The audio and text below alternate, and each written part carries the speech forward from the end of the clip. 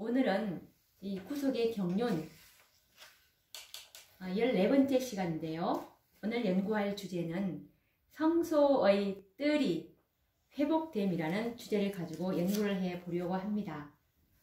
우리가 어저께 연구한 주제는 하늘 성소 회복 운동이었는데요. 오늘은 성소의 뜰이 회복됨이라는 주제입니다. 죄를 지은 사람은 양이 필요합니다. 왜냐하면 하나님의 율법을 범한 영혼은 죽어야 하기 때문에 자신의 생명을 대신해서 속죄할 양을 죽여야 하였습니다. 그렇지 않으면 자신의 생명으로 그 죄값을 치러야 하기 때문입니다. 그래서 이 범죄한 죄인들에게는 양의 희생이 절대적으로 필요한 존재가 되었던 것입니다. 레위기 4장 27절과 29절 말씀을 보시면 만일 평민의 하나가 여호와의 금령 중 하나라도 부지 중에 범하여 허물이 있었다가 그 속죄제 희생의 머리에 안수하고 그 희생을 번제소에서 잡을 것이오 라는 말씀이 있습니다. 이 세상 모든 사람은 모두 죄인들입니다. 그래서 이 모든 인류는 자신의 생명을 대신해서 죽을 양이 필요합니다. 이와 같은 진리를 상기시키기 위해서 성소 제도가 마련되었고 성소 진리를 통해서 예수 그리스도께서 죄인들을 위한 속죄 양이 되신다는 진리를 가르치고 있는 것입니다. 그런데 한 가지 간과하지 말아야 할 중요한 사실이 있는데요. 죄인을 위해서 이 대속할 어린 양은 반드시 번제단에서 제물로 드려져야 한다는 사실입니다. 이 말씀은 마태복음 23장 19절에 있는데요. 제단에서 죽지 않는 어린 양의 죽음과 피는 죄인을 대속할 수가 없고 아무런 의미가 없는 단순한 죽음일 뿐입니다. 이처럼 번제단은 제물을 거룩하게 구별해서 죄인들을 속죄하는 능력이 되었습니다. 죄인들이 양을 아무 곳에서 잡는다면 그 양의 피는 죄인의 죄를 대속할 수가 없을 것이었습니다. 그래서 이 사단은 예수께서 이 땅에 계셨을 때 그처럼 그리스도를 여러 가지의 방법으로 죽이려고 했던 것입니다. 헤롯 왕을 선동해서 이 어린 아기 예수를 죽이려고 시도한 사단의 계획도 백성들을 충동해서 낭떠러지에 떨어뜨려 죽이려고 시도한 것도 그리고 풍랑을 일으켜서 배를 뒤집어 엎으려는 모든 시도도 사단이 그리스도께서 번제단에서 십자가죠. 번제단에서 죽으시지 못하도록 해서 헛된 죽음이 되도록 하기 위함이었습니다.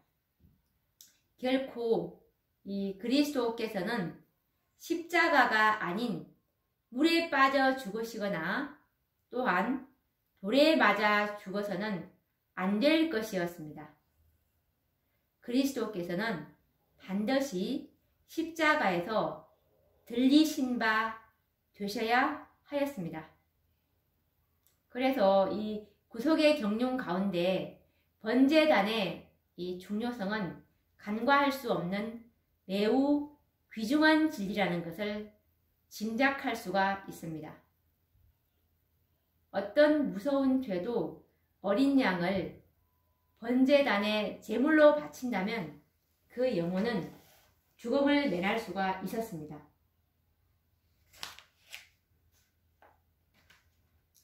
하나님이 세상을 이처럼 사랑하사 독생자를 주셨으니 이는 저를 믿는 자마다 멸망치 않고 영생을 얻으리라는 이 진리가 바로 번제단이 간직하고 있는 진리인 것입니다. 이와 같은 진리를 사단은 오랫동안 인류에게서 빼앗아 버렸습니다. 사단의 대리자였던 법안권은 믿음이 아닌 행위로 구원을 얻는다는 거짓말을 백성들에게 믿도록 한 것이죠. 그래서 이 마르틴 루터의 종교개혁 운동으로 짓밟혀 버렸던 법안권에 의해서 사단의 대리자인 이 법안권, 로마 법안권에 의해서 이 짓밟혀 버렸던 번제단의 진리를 회복하게 되었던 것입니다. 이제 본격적인 성소 회복이 시작되었다는 것이죠. 성소 회복의 첫 단계는 바로 이 번제단의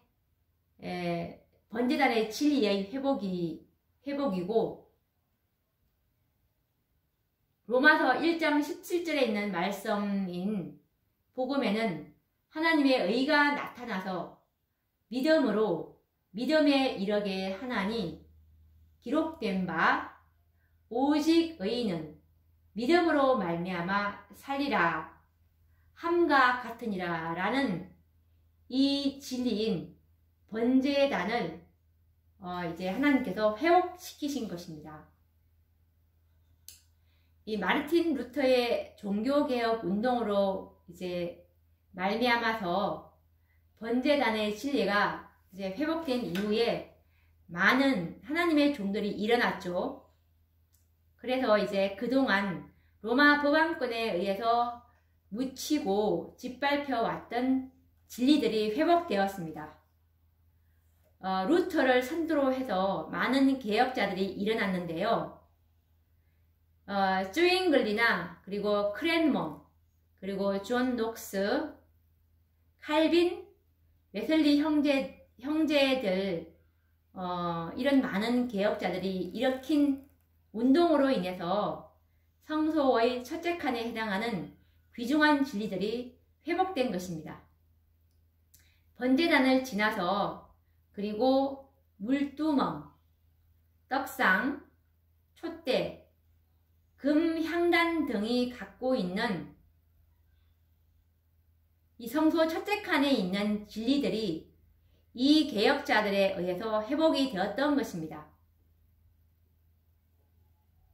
믿음으로 말미암아 구원 얻을 백성은 다시 태어남을 상징하는 이 침례와 그리고 사람이 떡으로만 살 것이 아니오 하나님의 입에서 나오는 모든 말씀으로 살리라 라고 하신 이 떡상의 진리와 그리고 하나님의 자녀들은 세상의 빛인 이 촛대의 진리와 그리고 금향단의 향연과 같이 우리들은 끊임없이 하나님과 교통하는 기도의 생애를 살아야 한다는 이 성화의 교리가 바로 성소 첫째 칸에 있는 기구들에서 배울 진리들이었던 것입니다.